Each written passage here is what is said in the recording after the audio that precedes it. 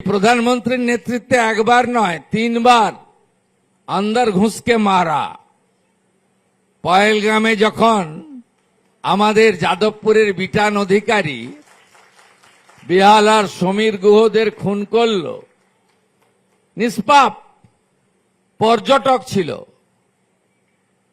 তারপরেও ভারতবর্ষের air force এই প্রথমবার 100 কিলোমিটার ভিতরে ঢুকে ওদের নাম নিশান মিটিয়ে দিয়ে এসছে। আমরা বিদেশি অস্ত্রের উপরে নির্ভর করিনি।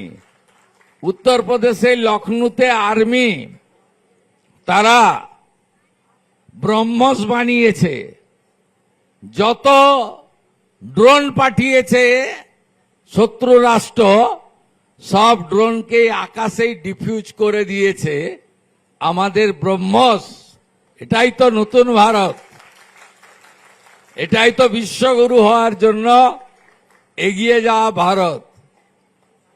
আমরা 100 বছর পালন করব 2047-এ।